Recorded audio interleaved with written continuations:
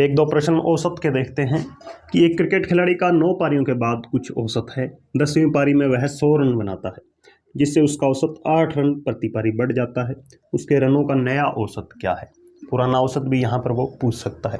तो इसे हम या तो x मानकर डिटेल के अंदर करें तो थोड़ा लेंथी हो जाएगा, टाइम लगेगा। हम लॉजिकली इसको बना सकते हैं इस क्वेश्चन को कि पहले 9 पारियाँ थी और 9 पारियों में उसका कुछ औसत था, हमें नहीं पता कितना था।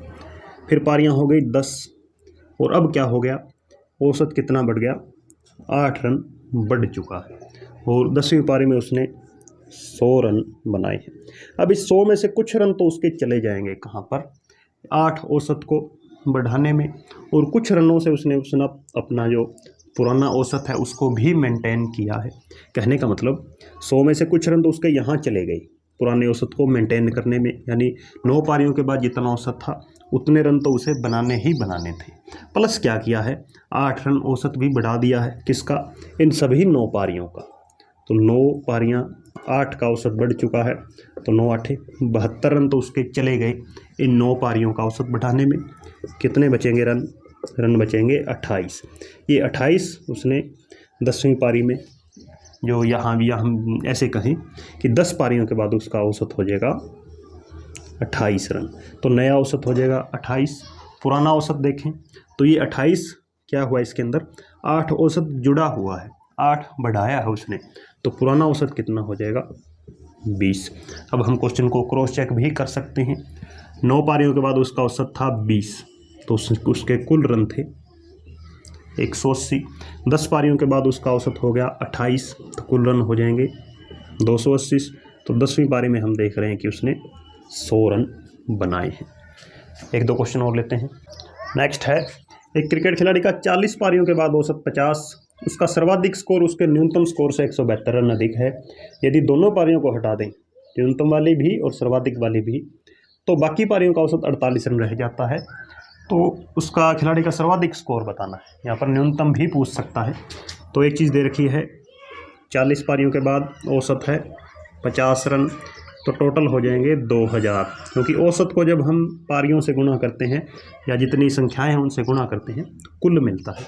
उसके बाद 2 पारियां हट गई तो पारियां बच गई 38, और औसत कितना कह रहा है क्वेश्चन में, 48 रह गया। इन दोनों की गुणा हो जाएगी 1824। तो पहले 2000 था औसत टोटल, अब इतना रह गया, कितनी कमी आ गई, 176।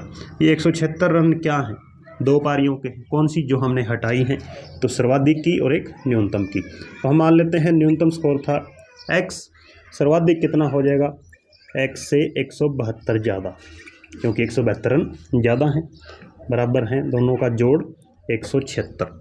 यहाँ से 2x और 172 उधर जाकर माइनस होगा, तो 2x बराबर 4, x की वैल्यू आ गई 2। तो न्यूनतम पूछे तो 2 रन, हाईएस्ट पूछे तो 2 + 172 174 रन, ये हो जाएंगे उसके सर्वाधिक। अगला प्रश्न क्षेत्रमिति यानी मेंसुरेशन का है कि एक वर्ग की भुजा 8 सेंटीमीटर है, सभी मध्यम बिंदुओं को मिलाकर एक और वर्ग बनाया जाता है। इस तरह से बनने वाले अनंत वर्गों का क्षेत्रफल, उनका योग बताना है, कितना जोड़ होगा उनका।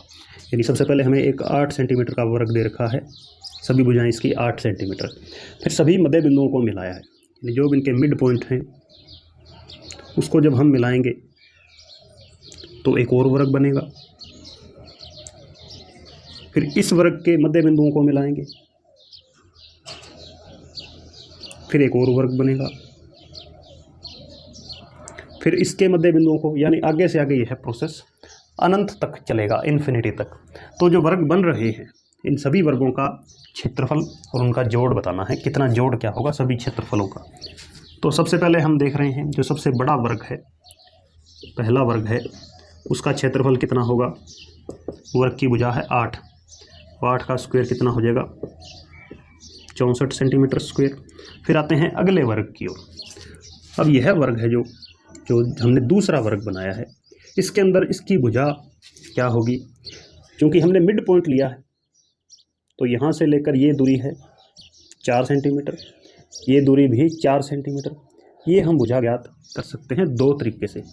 एक तो ये वर्ग का कोण होता है 90 डिग्री, तो इस छोटे त्रिभुज के अंदर या तो हम पाइथागोरस थ्योरम लगाएं या इसकी भुजा सीधी ज्ञात कर सकते हैं, वह होती है भुजा √2। तो यानी कहने का मतलब जो इस साइड है, ये जो वर्ग है दूसरा, इसकी भुजा आ जाएगी 4√2। तो जो हमारा दूसरा वर्ग है उसका क्षेत्रफल कितना हो जाएगा, 4√2। इसका भी वर्ग का क्षेत्रफल हम जानते हैं भुजा गुणा भुजा, तो 4 का स्क्वायर हो जाएगा 16, √2 का स्क्वायर 2, 16 दूने 32 सेंटीमीटर स्क्वायर। तो यह इसी क्रम में चलेगा। 64 था पहले का सबसे बड़े का, अगले का 32, फिर हो जाएगा आधा 16, 8, 4, 2, 1 आधा, फिर उसका आधा, इस तरह ही है, अनंत काल तक चलेगा। तो इन सभी का जोड़ क्या हो जाएगा, 64 प्लस 32 प्लस 16, 16, इस तरह से ये अनंत।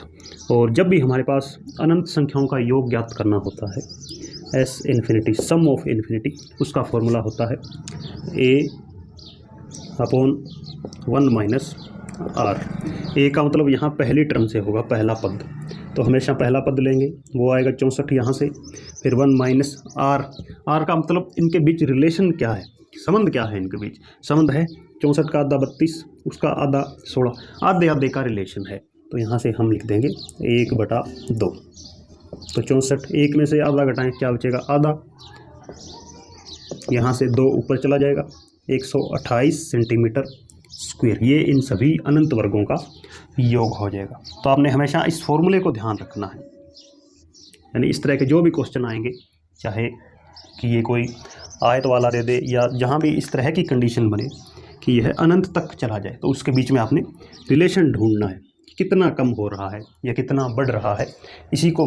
और फॉर्मूला बहुत आसान है, पहला पद /1 - R। तो 128 सेंटीमीटर स्क्वायर इस क्वेश्चन का आंसर होगा।